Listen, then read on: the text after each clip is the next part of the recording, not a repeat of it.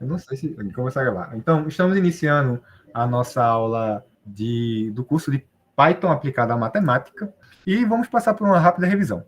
Na primeira aula, a gente viu os conceitos fundamentais, certo? De programação. E o que eram os conceitos fundamentais? A gente viu que era memória, a gente viu que era processamento, a gente viu que todo computador tinha uma entrada, certo? Input, que tinha uma saída, output, e tinha um processamento. Esse processamento poderia ser feito em algoritmos, tá? Algoritmos que eram sequências de passos, de etapas, né? Etapas sequenciais para realizar a tarefa. Usar uma atividade. Aí a gente viu que esses algoritmos poderiam ser lineares e não lineares. A gente viu também que a gente poderia classificar pela complexidade assintótica, que nada mais é que a taxa de crescimento ou decrescimento de uma função. Taxa de crescimento ou decrescimento. A gente usava aquela notação, O, Big O, né, que a gente chama de N quadrado, Big O de N. A gente viu isso. Os algoritmos não lineares, a gente tem uma classe bem querida, que são os algoritmos circulares, né, ou os algoritmos em loop. Os algoritmos em loop, a gente usava algumas cláusulas específicas, que era o for, o while, que geravam os loops. Nos algoritmos lineares, a gente tinha algumas estruturas de controle condicional. A gente tinha o if, o else, o elif, tá? Então, é só uma revisão básica. Uma coisa que a gente, até hoje, a gente sempre está fazendo é o seguinte: a gente tem um único arquivo, tá? Alguém saberia me definir o que é um arquivo? Assim, jogando um pro ar, o que vocês acham que é um arquivo?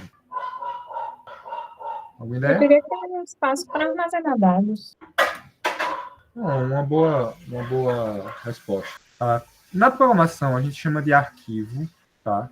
Tudo aquilo ali que for para ser lido pelo programa. Então, o arquivo, ele tem informações a serem lidas. Informações a serem lidas. Os arquivos, eles dizem o que eles são.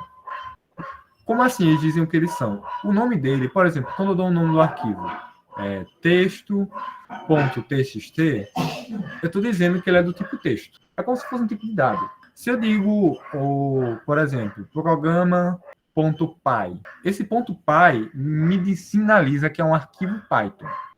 Tá? Então, os arquivos, na verdade, é um espaço na memória. Tá? É um espaço na memória. Na memória de longo prazo, ou seja, na memória no SSD, no HD. Então, eles ficam nessa memória, que eles são lidos, são trazidos para a memória principal, que é a memória RAM, a memória DRAM, tá? Esses arquivos são lidos, e quando esses arquivos são lidos, eles podem ser feitos alguma coisa com ele. Ou seja, podem ser exibidos, podem ser executados, tá? Arquivos funcionam dessa maneira. Quando a gente tem vários arquivos, a gente tem um diretório, tá? Como assim um diretório? Digamos que eu tenha uma pasta com o nome app. Aí dentro dessa pasta eu tenho assim, ó, templates, é outra pasta, e eu tenho lógica, é outra pasta, tá? Essa árvore, a gente chama de árvore, a gente chama isso de árvore de diretórios. O programa, o nosso sistema operacional, o SO, tá? Que a gente chama, isso aqui é sistema operacional, ele vai percorrer a árvore de diretórios para tentar achar um arquivo, tá? Então, quando você roda um aplicativo Python, por exemplo, vamos abrir aqui. Aqui é uma árvore de diretórios. Então, eu vou aqui na minha pasta inicial, no meu Linux. Quando eu venho aqui, ó, crio uma nova pasta, estou adicionando uma pasta ao diretório. Então, ó, crio nova pasta, vou colocar aqui aula, vou colocar assim, PO, tá? Eu vou aqui abrir com o VS Code. Vou esperar um pouquinho abrir. Ó, se eu pego, vou abrir aqui o terminal, tá? Eu não sei se esses comandos que eu vou usar agora funcionam no Windows, mas no Linux eles funcionam e eles conseguem demonstrar bem o que eu estou falando para vocês. Existe um comando que é tree. Tree é de árvore, certo? Ele vai ver a árvore de diretórios. Aqui eu não tenho nenhum arquivo, então ele vai mostrar 0 files. Se eu coloco aqui um arquivo, por exemplo, app.py, tá? E vou executar de novo o comando tree, ele me mostra aqui, ó, app.py. Se eu crio uma pasta, eu vou chamar essa pasta de templates, tá? E dentro dessa pasta eu vou colocar aqui, digamos, css.py. Não é muito usual não, mas só para vocês entenderem. E rodar de novo o comando tree, ele mostra aqui, ó, eu tenho um app numa altura hierárquica e eu tenho templates, ó. Tanto o app quanto o template estão na mesma altura hierárquica. E o css.py está uma entrada dentro, tá? Se vocês fazerem, ó, ls ele só mostra os arquivos que tá. Esse comando tree, que é árvore, ele mostra a estrutura dos diretórios. Por que isso é importante? O programa que está nas pastas mais de baixo, por exemplo, esse css.py, ele não enxerga o app.py, tá? Ele não sabe que o app.py existe. O arquivo, a pasta, tudo que está dentro da template não sabe que está fora dela. Ela só sabe que está dentro dela. Mas o app.py consegue acessar, por exemplo, as funções que a gente colocar, definir dentro do css.py, porque está num nível hierárquico menor. Vocês estão conseguindo entender isso? Tá claro? Acho que sim. Nos exemplos vocês vão entender melhor. Eu estou falando isso porque a gente vai começar a trabalhar com umas coisinhas chamadas módulos, tá? Eu tenho que definir bem claro a diferença entre um package, eu não sei se escrevi isso correto, mas um pacote em inglês, né? Pacote, um módulo e uma biblioteca, tá? Alguém já é familiarizado com esses termos? Alguém já ouviu falar? Eu conheço só as bibliotecas, eu acho que eu conheço, né, do Python. Bem, os pacotes, o pacote é toda a pasta, tá? Se eu pego uma pasta, coloco uma árvore hierárquica aqui dentro de alguns arquivos, isso aqui é um pacote. Então, no nosso exemplo aqui, o template é um pacote, tá? O template é um pacote. Por quê? Porque vamos dizer assim, uma pasta, não é bem isso, mas uma pasta dentro do seu diretório principal, tá? A partir do momento que esse pacote, a gente pode usar ele, tá? Usar em outros lugares, a gente chama de módulo. Tá? Então, um módulo é quando eu começo a usar o CSS que eu tinha colocado lá, tá? Dentro do app. Então, quando eu preciso de alguma coisa que está dentro do CSS no app, o template aqui começa a virar um módulo. Então, que eu estou usando coisas dentro dele. Isso, como for chamado. E existem umas formas de chamar as coisas. Tá? E uma biblioteca é nada mais que nada menos que um conjunto de módulos. Tá? Uma biblioteca é um conjunto de módulos. Conjunto de módulos é uma biblioteca. Tá? Então, no nível hierárquico menor, a gente cria pacotes. Tá? No final de tudo, a gente cria pacotes que podem se chamar, que vão ter vários módulos. A gente cria um pacote que vai ter vários módulos. Módulo A, módulo B. E esse pacotão, a gente chama ele de biblioteca. Tá? Eu vou explicar isso, Carolina. Para vocês entenderem melhor, a gente vai ter que voltar um pouquinho. Existe uma coisa na programação chamada paradigmas de programação. O que é isso? A forma que você programa. Tá? A forma que você constrói um programa é um paradigma de programação. Tá? É como se fosse a maneira de pensar sobre o problema. Tá? Pessoal, vocês estão entendendo? Sim, professor. Se começar a ficar viajado, que a aula de hoje vai ficar um pouquinho viajada, vocês me avisem, tá? Me pausem. Mas bem, um paradigma de programação é o quê?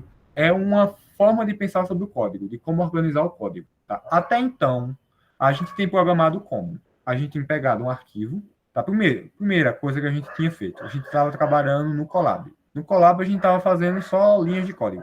Depois eu mostrei para vocês que vocês poderiam fazer um script, .py. Esse script, a gente tinha, sei lá, tinha 1, 2, 3, 4, 5, 6 linhas. Se tinha 6 linhas, ele ia executar A, aí B, C, D, E.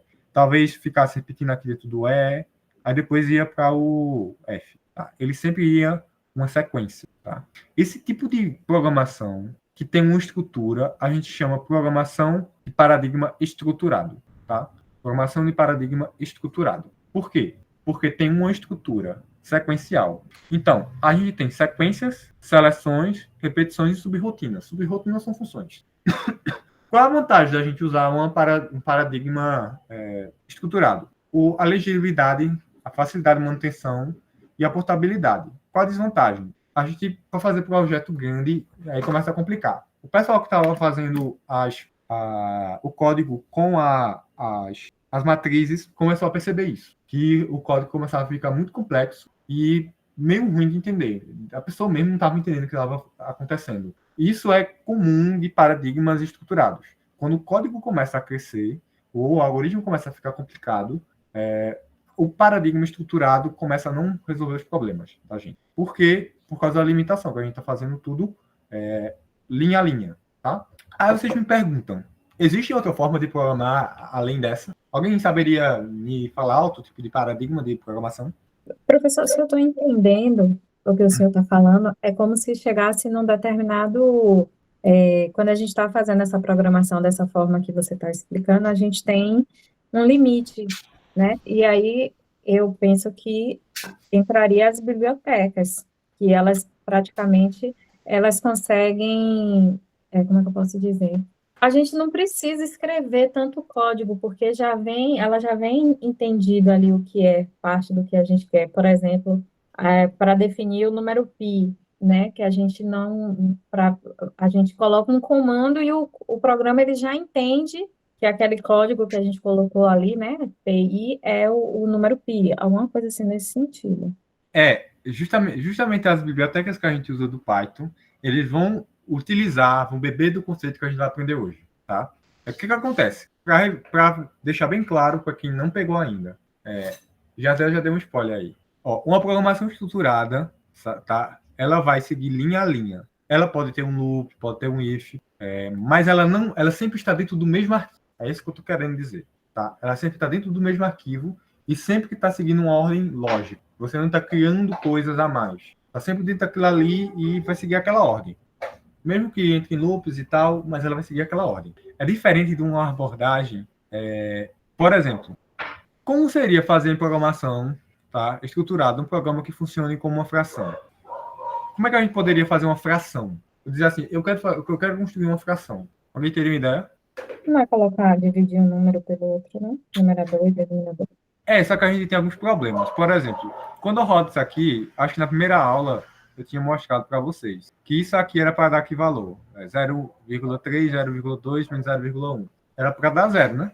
Mas se eu rodar no Python, em qualquer lugar, não dá zero. Então, se eu for trabalhar com divisões, normalmente, o nosso programa vai ficar, vamos dizer assim, inviável. Seria melhor a gente ter alguma coisa para dizer assim, ó, sei lá, uma fração, sei lá, e a gente diz, não, a fração tem que ter um numerador e um denominador, 1 e 2, alguma coisa desse tipo. Construir uma fração seria algo mais ideal. Pensando em alta escala, pensar na ideia de uma fração. O que é uma fração? Quando a gente começa a pensar nessa forma, tá? A gente começa a pensar orientado ao objeto. Então, a programação o tipo de programação que a gente vai começar a ver agora, que a gente vai começar a trabalhar, é orientado a objetos, tá? O que prega a orientação a objetos? Ele prega o seguinte, que coisas no nosso dia a dia, tudo que você vai programar, ela precisa ser modelada, ou seja, ela precisa ser programada, ser entendida como coisas abstratas. Como assim? Alguém me define o que é um cachorro. Alguém me diz o que é um cachorro. O que é um cachorro? E faz parte da. É um animal de quatro É, patas, sim, a gente pode uma vida. abstrair. Por exemplo, a gente tem um husky e tem um pitch. Ambos são cachorros, mas são de raças diferentes. Mas não deixam de ser cachorros. Então a gente abstrai. A abstração é você pegar a essência do negócio. Pegar a essência da coisa. Voltando para o exemplo da fração. Se a gente abstrai, a fração ela tem agora me corrijam. É numerador e denominador, não é assim? Isso. Denominador. Isso aqui é uma fração. É uma entidade que tem um numerador e um denominador. Tá? Se eu quero um triângulo, por exemplo, vou pensar num triângulo. Um triângulo, ele tem 3 arestas. Eu posso dizer, beleza, vou dizer assim, vou dizer os 3 pontos que podem produzir esse triângulo e as arestas e os tamanhos dela. É uma forma de pensar, tá? Essa forma abstraída, você pegar a essência, você está construindo o que a gente chama de classe. Por exemplo, o cachorro que eu falei, cachorro, é uma classe que pode ter vários cachorros. Pode ter o Pit, que eu falei lá, pode ter um Poodle, pode ter, sei lá, o cachorro, outro cachorro aqui, que eu não sei a raça, mas enfim. Então, é como se a gente tivesse como se a gente tivesse uma tabela, tá? Uma tabela. Aí na tabela a gente tem assim, ó, dizendo, ó, o cachorro ele tem nome, sei lá, vou colocar assim, ó, cor, raça, tá? Essa aqui é a tabela. A tabela é a classe. Se eu coloco o nome mel, cor, amarelo, raça, caramelo, tá? Isso daqui é um tipo de cachorro. Isso aqui é um objeto. Isso aqui é um objeto da classe cachorro. Ô, professor, nesse caso, cada característica é um objeto, é isso? Não o Não, cachorro? não. Cada coisa, cada característica forma um cachorro. A instância, vou usar essa palavra, o conjunto dessas características, tá? Quando você tem um nome, uma cor e uma raça, tá? Você tem um objeto cachorro, da classe cachorro, tá? A linha da sua tabela é o objeto, tá? As características que a gente vai ver, a gente chama de atributos, tá? Quando a gente tem vários atributos preenchidos, a gente tem um objeto dentro de uma classe. Vocês estão entendendo? Também viajado esse conceito. Deixa eu mostrar aqui para vocês. Ó, por exemplo, a tabela de fração. Tem um objeto, tá? A fração 1, fração 2, fração 3, fração 4. Os atributos dele é numerador, denominador, valor numérico. Tá? Eu tenho a classe fração, define um modelo que descreve os atributos e métodos que os objetos terão. Então, tem uma classe fração, que tem os atributos numerador, denominador e valor numérico. E tem a instância, tá? Eu tenho um objeto, por exemplo, eu tenho o objeto fração 1. Aí, dentro do objeto fração 1, o que é que ele tem? Ele tem o numerador 1, o denominador 2 e o valor 0, ou 0,5. Tá?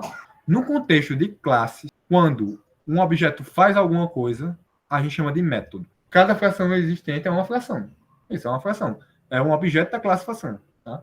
Existe a classe fração, existem os objetos instanciados, que a gente chama. Uma instância do objeto. Tranquilo? Existem alguns pilares da programação orientada a objetos, tá? Que são o encapsulamento, a abstração, a herança e o polimorfismo. Eu vou começar fazendo os exemplos para vocês entenderem na prática o que são essas coisas, tá? Não fiquem com medo, é facinho. Vamos começar primeiro criando, né? Vou apagar essas coisas aqui. Vamos fazer Vamos começar com a clássica classe cachorro. Sempre tem que ter essa. Depois a gente vai evoluindo. Então, eu vou fazer aqui, ó, cachorro. Cachorro.pai. E eu vou criar uma main.pai, tá? Para dizer que é uma classe, vocês estão conseguindo ver? Tá um tamanho bom ou querem que aumente? Beleza. Se puder aumentar um pouquinho. Tá, então vou aumentar. Conto com mais. Para dizer que eu vou construir uma classe, tá? Adivinha qual é a palavra reservada do Python? Chuta. Class. Qual é o nome da minha classe? Cachorro. Criei uma classe cachorro, tá? Beleza, agora o que é que eu faço com isso aqui? Como é que isso funciona? Primeira coisa que você faz é quando você cria um cachorro, você tem que dizer o que ele é, tá? Então, quando você inicia o cachorro, existe uma função, existe um método especial, que é o método que a gente chama de construtor. Ele é o que constrói o objeto, tá? No Python, esse método construtor, a gente define assim, ó, def, _,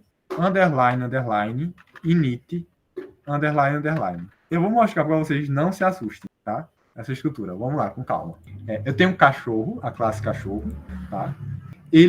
Quando ele iniciar, tá? Ele precisa saber dele mesmo. Esse self é ele mesmo, tá? Self quer dizer, na programação orientada a objeto, ele mesmo. O que ele precisa saber, além dele mesmo? Eu preciso saber do nome dele, eu preciso saber da cor, e eu preciso saber da raça, tá? Esse pass, quando eu coloco uma função pass, eu estou dizendo, não faça nada. Tá? É só para não dar um erro. Eu vou tirar aqui. Agora eu tenho que dizer, ó, o meu nome é esse nome. E por dizer que o meu nome é esse, eu falo, self.nome é igual a nome, tá? Mesma coisa para cor. Self.cor é igual a cor. Recebe, né? Self.raça recebe raça. Todo mundo conseguiu pegar isso aqui? Alguma dúvida no que eu fiz? Tranquilo? Então vamos lá. Estou dizendo aqui, ó, que eu tenho uma classe cachorro, que quando eu iniciar essa classe, quando eu criar um objeto, eu vou precisar dele mesmo, nome dele, da cor e da raça, tá? Como é que eu uso isso? Eu vou aqui na minha main. Eita, eu estou escrevendo na main já, né? Deixa eu mudar dele já. Ó, perguntinha. Os dois arquivos estão na mesma árvore hierárquica, não é? Então eu posso usar um dentro do outro. Como é que eu faço para usar um dentro do outro? Eu chamo, ó, de cachorro, eu quero usar o import cachorro, tá? e eu vou criar um cachorro. Cachorro 1. Criar um chihuahua. Mas não sei como é que se causa. Vamos colocar assim, Pete. Recebe, cachorro. Aí o cachorro precisa de quê? Precisa do nome. Vou colocar Bela. É uma cachorrinha. Bela. A cor dela é branca. E a raça é Pete, tá? Beleza. E agora? Eu faço o que com isso? Eu posso pegar, ó. Se eu quiser saber qual é o nome do meu cachorro, eu faço assim, ó. Vamos colocar um print, né? Pete. Aí eu uso ponto. Aí ele me aparece aqui várias coisas. Entre elas, ó, nome, cor, raça. Vou colocar nome. Se eu executar, ó. Peraí, calma. O que tá dizendo? Ah, sim. Tá me reclamando disso aqui. Ah, tá. Oxente, só um instante, minha gente. Eu acho que meu compilador tá meio maluco. Eu só vou confirmar que eu não tô fazendo nenhuma classe, jogo, def. Ah, tá certo. Se eu salvar de novo. Self, nome, cor, raça. Text no argument. Acho que não tinha salvo, não. Professor, uma pergunta. Sempre que eu uso... Tá me ouvindo? Tô sim. Sempre que eu uso o VS Code, eu uso o Jupyter. Eu não coloco o Python, né? O .py, esse tipo de arquivo. Eu gosto do Jupyter por conta que tem o Markdown, Down, às vezes eu faço algumas anotações. Isso que o senhor está ensinando agora, faz o mesmo efeito no Jupyter? Faz. Eu vou até colocar aqui no Jupyter que eu tô achando que o meu compilador tá meio maluco. Vou até fazer aqui. Por exemplo, aqui, ó. Class, cachorro. Cachorro, tá certo. Não tem coisa aqui. Aí def, init.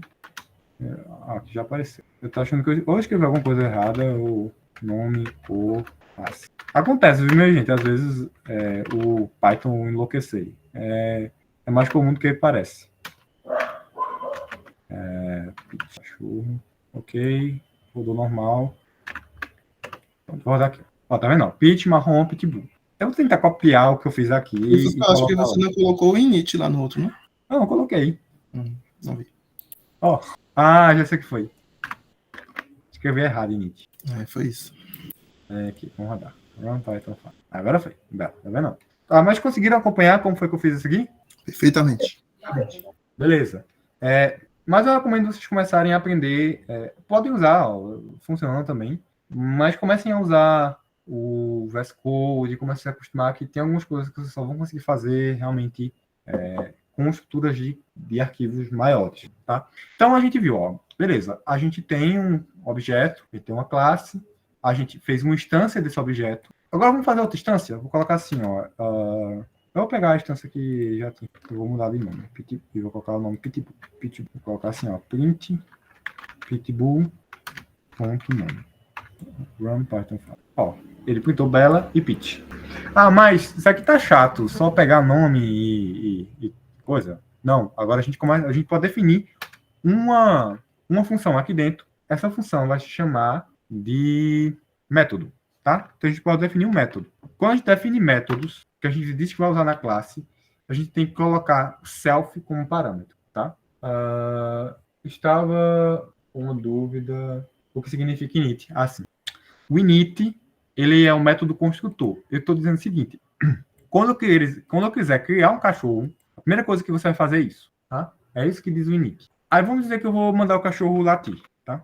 Latir. Ele precisa do self, tá? Certo? Ele sempre precisa do self. Aí eu vou fazer o seguinte, ó. Eu vou dizer assim, ó.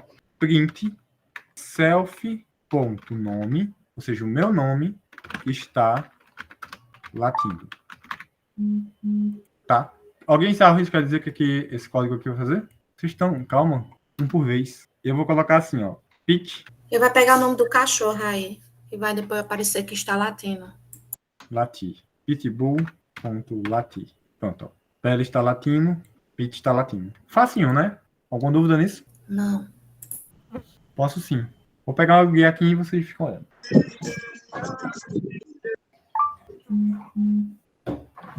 Bem, vamos lá. Eu defini a classe cachorro, certo? Criei o construtor da classe cachorro. Criei uma função, um método, que usou algum atributo da classe cachorro dentro dela, tá? Beleza. Agora a gente pode voltar lá para nossa tabelinha.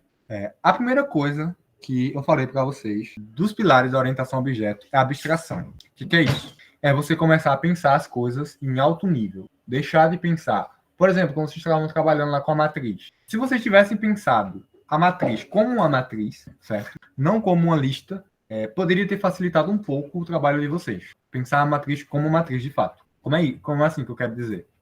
Começar a pensar...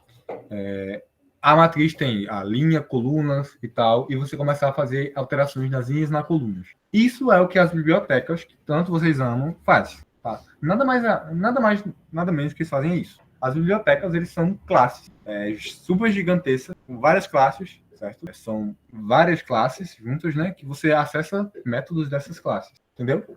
Basicamente é isso que você faz com a biblioteca. Então, a biblioteca, quando você busca no Python, aí você faz basicamente o que eu fiz aqui, ó. Quando você importa uma biblioteca, o import, você faz dessa forma.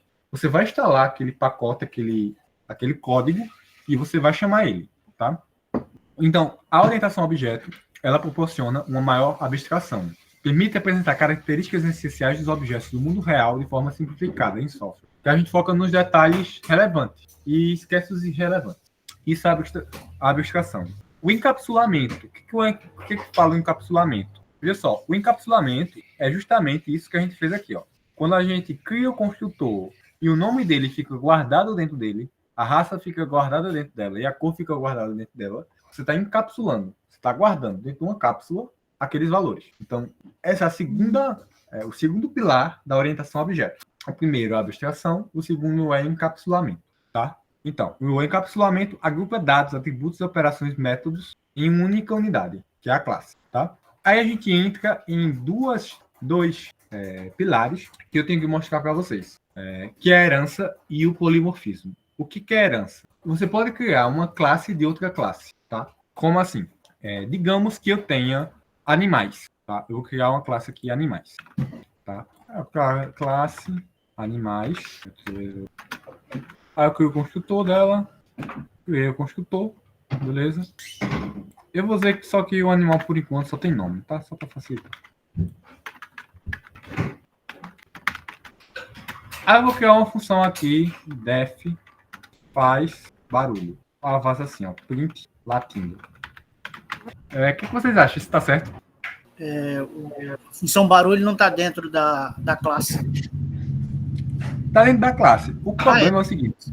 O problema é que todo animal late. Não, mas todo animal faz barulho.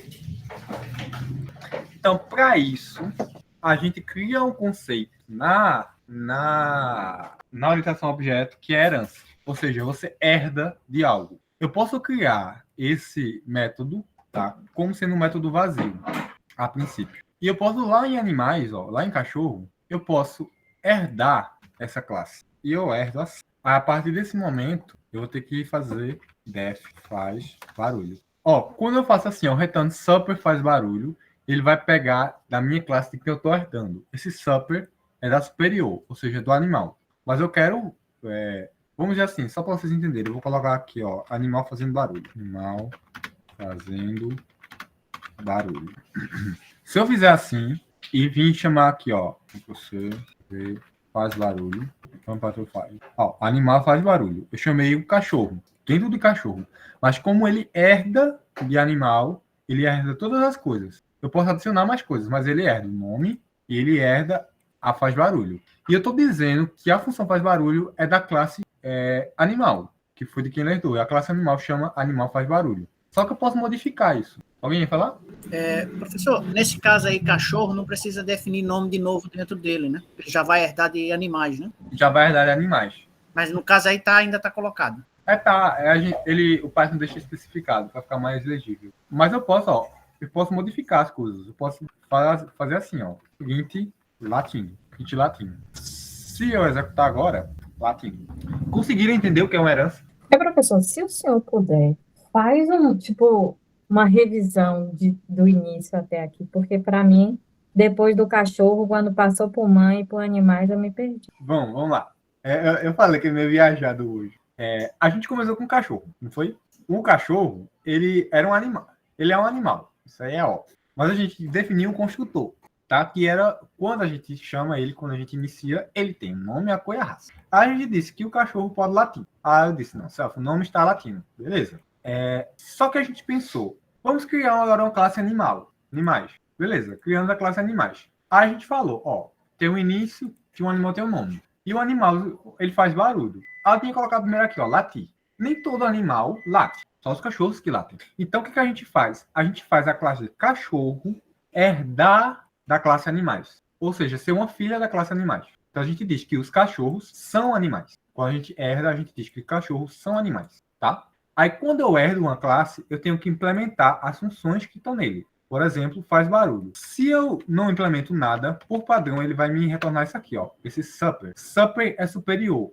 Então, ele vai pegar a classe que eu estou herdando, no caso animais, a função faz barulho. Então, ele só vai copiar a função faz barulho, tá? Tem para entender agora o que está acontecendo? Tá dando para entender até aqui? Eu tô achando meio confuso. Vou de novo, vou desenhar. Veja só. Eu tenho um animal, a tabela animal, muito mal desenhada, mas eu tenho a tabela animal, que ela só tem o campo nome, animal. Tá? E eu tenho a classe cachorro, que ela tinha nome, tinha cor, tinha raça. O animal, ele faz barulho, certo? Aqui eu tenho o cachorro. Todo animal faz barulho? A maioria. Tá? Um pouco mais devagar. Tá, vou tentar. De novo. Eu tenho um animal, tá? O animal, ele tem nome e ele faz barulho. O cachorro, ele é um animal, tá? Então, o cachorro, ele é um animal. Não deixa de ser um animal. Então, a gente fala, olha, veja, classe cachorro. Você é um filho da classe animal. Você tem tudo que animal tem. Ou seja, você tem um nome e você faz barulho. Então, aqui dentro de cachorro, eu tenho um nome e eu tenho faz barulho. Por quê? Cachorro herda de animal. Aí, se eu uso a palavra super na função, eu não estou mudando nada. Eu estou dizendo, ó, o fazer barulho aqui é, sei lá, fazendo barulho. Quando eu coloco super, eu estou dizendo, ó, o faz barulho do cachorro é igual ao faz barulho do animal. Então, ele faz barulho. Mas se não for igual, for outra coisa, é só mudar aqui, ó. Se colocar, por exemplo, latir. Mas eu posso ter outra função aqui, por exemplo, comer. Aí a função faz aqui, ó, estou comendo. O cachorro também come. Então, ele tem comer. Só que eu não preciso fazer outra coisa. Ele vai da função da classe, que é mãe dela, a super, ou seja, de animal. Então, quando eu chamar cachorro.comer, ele vai chamar estou comendo. Eu não preciso implementar de novo. Isso que é herança. Quando uma coisa, animal, o cachorro, quer dizer, cachorro, é um animal. O super toma a ação da classe superior. Isso, tá? Querem que eu explique de novo? Que eu sei que é meio viajado isso. Não tem um exemplo com matemática, não? Número. Tem. Vamos lá. Digamos que a gente quer implementar, tá? A fração, certo? Uma fração, ela é um número. Não é um número? A fração é um número, tá? Digamos que o número, a gente cria a classe número. Classe número. Ela tem o valor, tá? O conjunto numérico. Ela tem o valor, o conjunto numérico e me digam mais alguma coisa que define um número. A paridade? Paridade. Vamos lá, paridade. Ao número eu vou ter aqui a função soma e a função subtrai. Só de exemplo. Beleza. A fração tem tudo isso? Tem, não tem? A fração? Sim, uma fração tem tudo isso. Acho que paridade não, na fração. Só uma paridade, né? Vamos ignorar por enquanto, para não complicar. Mas a fração tem o valor, tem o conjunto numérico, tem uma soma e tem uma subtração, não tem? Se eu já tenho implementado essas coisas, quando eu criar a minha fração, eu vou dizer que ela herda, isso aqui é herança, de número. Então ela vai ter, eu vou colocar em vermelho, porque se subentende que ela tem o valor e o conjunto numérico. E se entende também que ela tem uma soma e uma subtração. Por quê? Porque ela herda de número. Só que a fração, ela vai ter o quê? Ela vai ter o numerador e vai ter o denominador. Quando eu faço uma herança, eu aproveito o código da classe número e não refaço. O número tem um sinal também, pode ser. Então, acontece, tipo, a herança é igual na vida real. Você vai herdar o dinheiro e as dívidas. Não tem como você separar. Se você herdar, você herda tudo. Isso aqui é a herança. Tá vendo esse diagramazinho que eu estou fazendo aqui? Esses desenhozinhos? Isso aqui eu não estou fazendo à toa. Isso aqui se chama UML. Unified, agora eu não vou lembrar. Diagrama, alguma coisa. Mas a gente, no bom e velho português, é diagrama unificado de classes. Isso aqui é o diagrama de classes que a gente chama. Como assim? A gente cria as classes com esse quadradinho, tá? Coloca no topo o nome dela, tá? Coloca nesse primeiro espaço os atributos e embaixo quais são os métodos que ela vai ter, tá? Isso aqui é para quando vocês estiverem modelando, primeiro, para vocês entenderem como é que vocês vão fazer, antes de vocês programarem, vocês escreverem, não, vamos ver quais classes que a gente vai ter e como elas se relacionam. Isso aqui é um diagrama de classe, tá? Diagrama de classe, tá? Isso aqui é muito importante. Mas conseguiram entender a herança? Mais alguma dúvida? Você que é meio bugado. Sim. Beleza. Agora vamos para a próxima. A herança permite criar uma nova classe, subclasse, a partir de uma classe existente, superclasse, aproveitando seus atributos e métodos. A herança promove a reutilização de código, tá? Aí a gente chega ao último conceito, que é o polimorfismo. Polimorfismo é você ter várias formas, tá? Aí aqui a gente começa a viajar um pouquinho na maionese, tá? Como assim? A gente criou até então classes que a gente chama classes concretas. Como assim? São classes que eu já implementei, tá? Como assim? Eu disse, não, uma soma faz desse jeito. Mas o número, na verdade, ele é um conceito abstrato, concordam comigo? Não é um conceito abstrato? Uhum. E a fração é um conceito mais concreto, que é algo. Tenho fração, eu tenho um inteiro, tá? São conceitos mais concretos. Quando a gente cria classes que a gente vê que são abstratas, que são de um conceito abstrato, a gente cria uma classe abstrata. Para fazer isso, no Python, a gente utiliza o conceito de interface, tá? Vou fazer um exemplo para vocês verem no código. Vou criar aqui o número.py.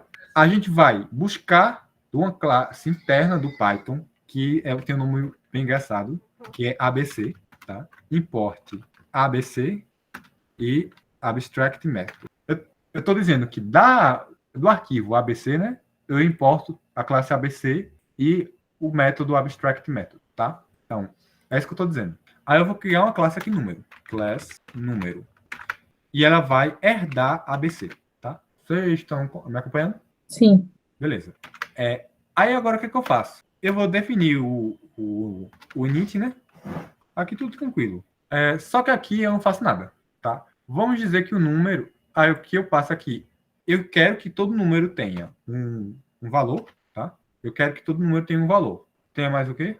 É um conjunto numérico. Vou colocar assim, conjunto. Estou dizendo que todo número tem que ter no mínimo isso, tá? Eu não sei o que eu vou fazer com isso. Vou colocar, então, para não fazer nada. E eu vou dizer que eu não vou implementar isso. Para dizer que eu não vou implementar isso aqui, eu coloco um @abstract method, tá? Aí vamos dizer que eu quero fazer uma soma. Coloco @abstract method def soma self 2.test. Só um minutinho. Estão conseguindo acompanhar o que eu estou fazendo? Estou usando esse abstract method. Estou dizendo que ele é um conceito que eu não vou implementar agora. Aí eu vou criar aqui, classe fração. Fração.py. Eu vou importar o número, beleza. E eu vou criar, class fração, herdando número. A partir desse momento, eu preciso implementar todas as funções que estão dentro de número. Não é um comentário. Ali é um marcador, que a gente chama. A gente está marcando. É uma tag marcadora. E o Python vai entender que aquilo ali é um abstrato, um método abstrato. Então, eu tenho que ter o init e eu tenho que ter, no mínimo, o self, o valor. Faltou o underline, não de init ali? Depois. Não, porque aqui eu estou implementando. Isso aqui é a parte concreta. O número, eu digo que eu tenho que ter um init que tem o valor em um conjunto. Na fração, aí eu coloco, que é um método abstrato. Na fração, eu implemento o método. Se eu rodar isso aqui, run Python file, ele não faz nada porque eu não estou chamando ninguém, né? Mas vamos colocar, eu vou chamar aqui um número, n, a fração, vou colocar assim, 1 e 1. Só para... Quando ele for instanciar, ele dá um erro. Por quê? Ele não pode instanciar sem o método abstrato soma. Faltou a soma. Eu tenho que implementar a soma. Def soma. Aí já coloca aqui, Aí posso pegar do super, ou posso fazer assim, self.valor mais 1, sei lá. Instanciei, só rodar agora, rodou de boas. Eu posso chamar, n, print, n.soma. 2, correto. Conseguiram compreender isso aqui? Esse código que o senhor colocou lá, o abstract, ele é o que exatamente? Ele é uma interface que a gente chama. Isso aqui é só para a gente dizer que todo número tem que ser assim. Regrinha de Se ouro, não colocasse ele, funcionaria. Mas quando você estiver trabalhando com códigos grandes, prefira interfaces, a herança ou a importar diretamente da classe. Prefira importar interface. Por quê? Vamos dizer que mais na frente você queira usar a fração, certo? Vamos dizer que você quer usar a fração. Sei lá, colocar aqui um print fração. Eu tenho aqui a fração. É mais conveniente você passar um número, que é mais geral. Vai que você não queira depois passar uma fração, você queira passar um inteiro. Aí você teria que mudar seu código inteiro. Então, é mais rentável e melhor você trabalhar com interface. Esse é o quarto pilar, que é o polimorfismo, que é você poder estender o código. Tá? Então, a gente tem várias formas do código. Então, temos o polimorfismo, a herança, a abstração e o encapsulamento. Alguma dúvida em algum dos pilares do PO? não. Tranquilo? Vou dar uma pausazinha de 5 minutos para vocês, de 2 minutinhos, para vocês assimilando, tá? Eu sei que é meio viajado. Vou deixar aqui. Pessoal, deixa lá no código do cachorro, por favor. Claro. Vamos lá, pessoal. Carolina tinha perguntado se o arroba, não foi? Aqui da classe número. Esse arroba é um marcador, para dizer que eu estou usando, que isso aqui vai ser uma classe abstrata. Esse PES é para não dar um erro. Se eu colocar sem o PES, ele fica dando erro, porque você não pode definir uma função sem nada. Aí a gente coloca o PES só para passar. É basicamente isso. Ó, passa por essa função, ignora. E outra opção, para que faça algo. Sim, para que faça algo, você tem que instanciar. Aí na instância, aqui em fação, foi o que a gente fez, ó, soma, agora vai fazer isso, entendeu? Porque ela herdou de número. Certinho? Vamos seguir? Bem, isso tudo é para vocês começarem a se habituar com modularização. A modularização refere-se ao processo de dividir o código em partes diferentes. Tá? Essa divisão do código torna o algoritmo menos linear, como a gente tinha, menos estruturado e mais picotado, vamos dizer assim. Essas modularizações vocês conhecem muito pelas bibliotecas. A famosa math, que tem aqui, por exemplo. Tem um exemplo aqui que eu pego a raiz quadrada de 16. A gente sabe que no Python, para fazer raiz quadrada, é bem simples. Na verdade, esse código implementado é só... se eu fosse fazer a raiz quadrada, né? Colocar assim, f, raiz quadrada, aí eu ia receber um número e retornava, return, esse número elevado ao meio. Esse aqui é raiz quadrada. É bem simples. Vamos lá. Ó. Print RQ de 16. A mesma coisa. Mesmíssima coisa. Mas aqui é mais conveniente, porque você já tem dentro do módulo o math. Tá? Dentro do módulo math você já tem raiz quadrada. Esses importes, quando são feitos, quando você tem um arquivo no seu computador. É da mesma forma. É a mesmíssima coisa que a gente vem fazendo aqui. Tá? É a mesmíssima coisa. Quando a gente coloca esse from... Aqui eu só estou dizendo de onde é o arquivo. Se eu não tenho nada aqui, é porque ele está pegando do diretório original do Python. Qual é esse diretório? Quando você instala o Python, se você instalou direitinho, a gente pediu para marcar o path. Aí aquele path é o arquivo que ele pede. Por padrão, o seu Python vai instalar uma coisa chamada pip, tá? Que é esse aqui, ó, pip. Se você rodar pip, ele vai abrir um bocado de coisas para você, tá? O pip é por onde você vai adicionar, instalar, desinstalar, ver o que é que você tem de bibliotecas no seu Python, tá? Digamos que eu quero usar a biblioteca math. Coloca assim, ó, pip install math. O math provavelmente já vem instalado por padrão. Ó, esse aqui já é instalado por padrão, então ele não vai instalar. Se eu colocar assim, ó, pip3 é outra forma também. Install, o pip3 mesma coisa. O 3 é a versão 3, ele é melhorzinho. Pandas, que é uma das bibliotecas que a gente vai trabalhar mais na frente. Aí ele vai buscar nos arquivos do Python. Ó, aqui eu já tenho instalado, então ele vai dizer que já está instalado. Deixa eu pensar numa que eu não tenho. Vamos ver. Para saber, a gente fala pip3 freeze. Aí ele vai mostrar todas as bibliotecas que eu tenho no Python, tá? Rapaz, tem um bocado de coisa. Eu não lembro uma que eu não tenho. Então, como é que instala uma biblioteca? Pip, install, nome da biblioteca. Matplotlib, boa. Pip3 install matplotlib. Eu acho que não é assim que se escreve. Foi. Pode ser outra biblioteca, vocês veem cada um como instala, mas ó, ele busca do Python lá, faz o download e já instala, tá? Esse é o poder do pip. Vocês já conheciam o pip ou é novo? Isso é de visualização. É de visualização, mas posso dizer. Não conhecia o pip. Bem, é muito útil, tá? Funciona no Windows também. Então é assim que você instala a biblioteca. Caso você precise de alguma biblioteca. Tá? Então, como é que a gente usa? Import. Vou mostrar para vocês. Importe o nome da biblioteca. Aí depois, vê que a biblioteca você usa com ponto. Por quê? Porque você está instanciando um objeto da biblioteca. Então, quando você faz por trás dos panos, toda biblioteca vai ser uma classe que você vai estar instanciando objetos e vai estar usando. Tá? Então, sempre vai ser isso. A partir de agora, mais no curso. Você tem uma biblioteca. Você a gente vai aprender a instalar essa biblioteca. A gente vai ver, vai instanciar ela e vai ver quais são os métodos que tem dentro dela. E como usar esses métodos. Mas você já sabendo desse negócio, de estrutura, de como é que o dado realmente faz, facilita. Dúvidas, por enquanto? Tranquilo? Professor, uma dúvida aqui. Pegando, por exemplo, essa biblioteca matemática com raiz quadrada. Ela seria essa raiz quadrada seria um método abstrato, implementado primeiro abstrato, e depois que a gente jogasse um valor, ele ia verificar, por exemplo, se era um número real ou se era um número complexo, porque a forma de trabalhar, de fazer a raiz quadrada de real e de complexo é diferente. Aí você teria que ter dois arquivos separados, um para implementar a raiz quadrada de um número real e outro para implementar a raiz quadrada de um número complexo? Seria algo nesse sentido? Provavelmente isso aqui usa uma coisa que não vai dar tempo de vocês verem, que chama Design Partners, que são soluções para problemas. Provavelmente ele faz um jogo de interfaces aqui. Tá? Provavelmente ele faz um jogo de interfaces. E ele sabe como calcular. Caso você um dia tiver curiosidade para saber como aqui uma biblioteca é implementada, alguma coisa da biblioteca, você pode fazer assim, ó. Vou importar o math aqui, tá? Eu vou colocar aqui, ó,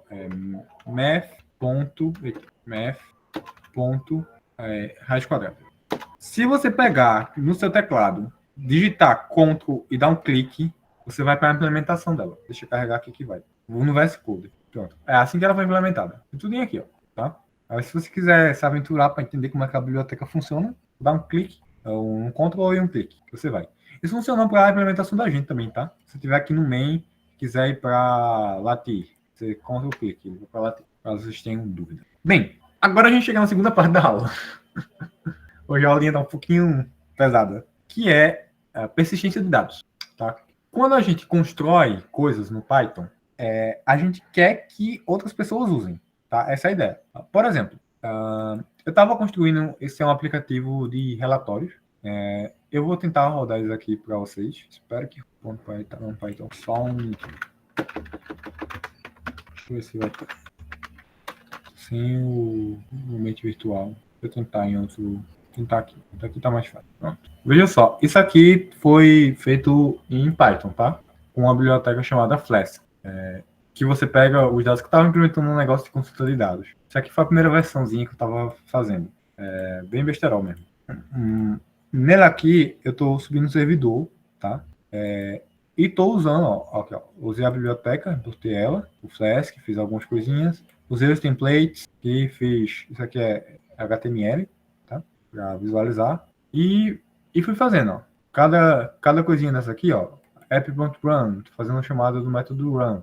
Do Flask. Para fazer essas coisas, eu tinha que persistir os dados que eu estava buscando. Tá? Então, quando eu buscava, eu tinha que persistir os dados. Por exemplo, salvar em um arquivo, vamos dizer, de Excel. Tenho que fazer para alguém usar. Então, para isso, a gente faz persistência de dados. Tá? Persistir um dado é você conseguir ler um arquivo, basicamente. Ler e escrever no arquivo. Se eu tenho um arquivo TXT, tá? Para a gente ler, a gente vai usar primeiro. Sempre que você for fazer uma coisa que é de leitura, você vai colocar esse with, que é com, tá? No inglês seria mais ou menos com, ou dentro. Dentro de dados TXT, com write, né? Escreva isso aqui no arquivo TXT. Então, se eu pegar, rodar esse daqui, nos meus arquivos aqui eu não tenho nada, tá? Se eu rodo isso, ele cria um arquivo dados TXT e ele escreve lá dentro. Esse é um exemplo de texto. Python é uma linguagem poderosa. Então, qual é a estrutura? a gente usa esse with, que é dentro. Aí você abre o arquivo, você diz o nome do arquivo e diz se você vai fazer uma leitura, se você vai fazer uma escrita e dá o nome dele de arquivo, tá? Aí eu tô dizendo, ó, objeto arquivo, escreva isso aqui. Objeto arquivo, escreva isso aqui. Deu para entender como é que isso aqui foi feito? Sim. Agora, se eu quiser ler, eu coloco o open, de onde eu estou lendo, agora como read. Aí no meio de arquivo, aí ó, o conteúdo é arquivo leia e imprima. Então, ó, ele leu o arquivo. Então ele entrou linha a linha do arquivo e leu o arquivo. Tranquilo, né? Isso aqui é para dados TXT. A gente pode fazer para arquivo CSV. Arquivo CSV, para quem não sabe, são arquivos separados por vírgulas ou por ponto e vírgula. Aí a gente importa uma biblioteca que é CSV, tá? A gente cria, aqui eu estou criando o dado que eu quero colocar. Eu tenho esse dado aqui. Eu abro o arquivo, crio o arquivo, ó, dados CSV, como escrita, e eu coloco new line como sendo isso aqui. Ou seja, a cada nova linha eu tenho esse aspas. E eu abro o arquivo, tá? Aí eu escrevo, ó, CSV, dado CSV, write. Eu escrevo no arquivo, o quê? Escritor, eu pego, ó, CSV, write arquivo. Eu quero que escreva em cada linha os dados. Então, eu chamo o escritor e escrevo em cada linha o dado. Fiz isso, ó. Quando carregou, vou até aqui, ó, dados TXT, dados CSV. Se vocês verem, ó, ele cria como se fosse um Excel. Alguma dúvida aqui, como foi que eu criei? Não, tranquilo. Tranquilo? Pronto. Para ler, a mesma coisa, ó. Eu vou ler o new line, é o mesmo padrão como arquivo. Aí eu leio, eu crio um leitor, CSV Reader. Aí para cada linha no leitor, eu imprimo uma linha. Ó, quando eu rodo. Você já conhecia um arquivo CSV? Ou não? Você já tinha familiaridade com esse arquivo? Acho que a Eu maioria. conhecia, sim. Acho que a maioria já conhecia, né? Porque é um arquivo muito utilizado em dados, em coleta de dados, nessas coisas. Quando vocês precisam, geralmente vir em CSV. Agora. A gente vê muito o CSV quando a gente utiliza o Google Forms, né? Que ele ele oferece os dados das respostas no arquivo CSV. Isso. Agora, já ouviram falar de arquivo JSON? Eu não. Sim e não. Já vi vários arquivos JSON, mas não entendo essas marcações, não. Pronto, bora entender agora. Isso é outra forma de persistir dados, tá? A gente importa um arquivo JSON, é nada mais que uma chave e um valor. Lembra lá quando a gente estava vendo dicionários, na semana passada? Sim. Então, eles, quero nem imaginar a conversatividade dessa semana. Calma, tá, gente? Calma. Vamos terminar as que tem por enquanto. Vamos lá. Mas então, tem chave e valor, tá? Então, tem os dados JSON, chave e valor. Esse é um arquivo JSON, ele é muito utilizado na internet, quando você manda as coisas pela internet. Aí você, para fazer, você abre o JSON como escrita e você, usa esse JSON dump, coloca os dados e o arquivo, tá? Quando eu rodo isso aqui. Sinceramente, vocês precisam decorar ali como faz de cada arquivo? Não. Eu já deixei aqui porque se vocês um dia precisarem, aí vocês sabem onde consultar.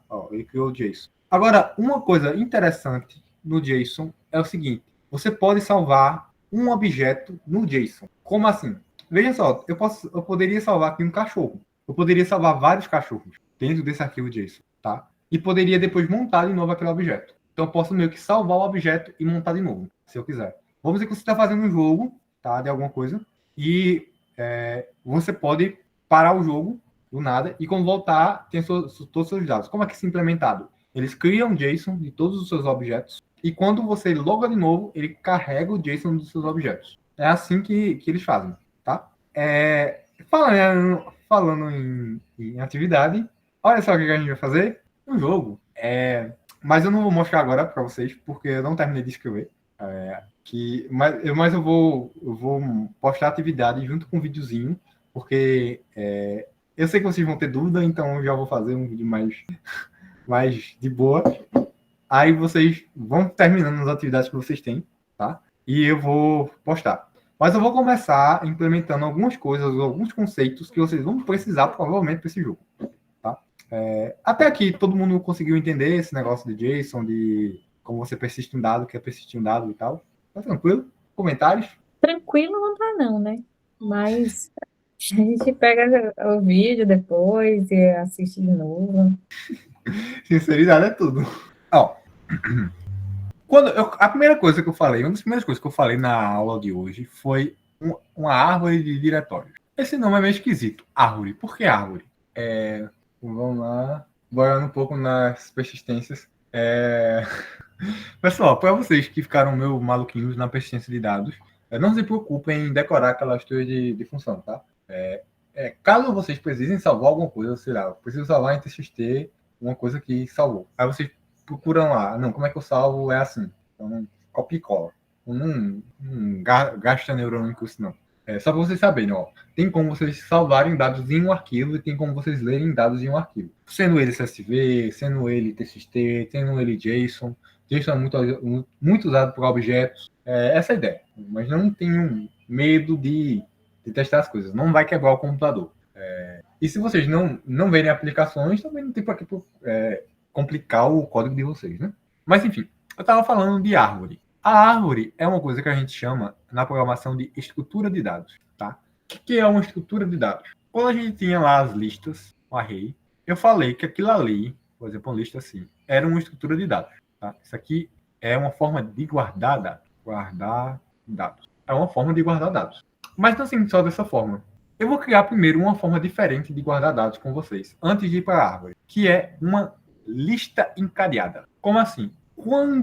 No começo da programação, o Python não tem esse problema, mas no começo da programação, quando você criava um array, você dizia o tamanho definido. Por exemplo, em Java, você diz, vou criar um array que tem 10 posições, e você não conseguia aumentar o tamanho dessas posições, tá? O Python não é assim porque ele trata tudo como objeto, de natureza. Então, ele já implementa meio que isso, quando você tem uma lista, ele não chama de array, chama de lista, porque já implementou isso que eu vou mostrar para vocês. Mas na origem dos arrays, você tem um tamanho fixo. O que uma lista encadeada faz? Você cria um objeto chamado nó, uma classe chamada nó, e instancia vários nós. O nó ele vai ter um valor e o ponteiro para o próximo. Aí você já dizendo, já está viajando, né? Como assim? Imagina que eu tenho várias argolas assim, tá? 1, 2, 3, 4. 1, 2, 3, 4. E eu só tenho uma coisa apontando, o próximo é esse, o próximo é esse, o próximo é esse. E esse próximo aqui, como estou terminando, eu vou dizer que termina no nulo, ou no none, terminou aqui. Se eu quiser adicionar mais um, eu pego o none, mando agora para o 5, aponta para o 5. E o 5 agora aponta para o none, tá? Essa forma de pensar aqui, de coisas apontando, nós apontando para outros, é uma lista encadeada, tá? Isso aqui vai ser importante para o projeto de vocês. Uma coisa chamada, na matemática, de grafo. Um grafo é uma implementação de lista encadeada. Tá? Por exemplo, digamos que eu tenha 3 cidades, 4, tá?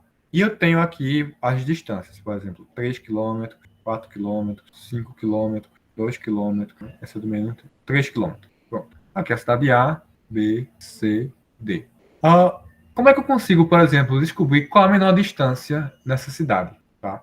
Eu posso ir andando de nó em nó e contando o peso. Isso aqui, não se preocupe com isso, com resolver o problema, mas entenda um problema, que é como é que eu consigo descobrir qual a menor distância para chegar de A a C, por exemplo. Eu posso contar por esse caminho, 3, 4 dá 7, meio caminho deu 7. Posso tentar pelo de baixo, 2, 3 dá 5.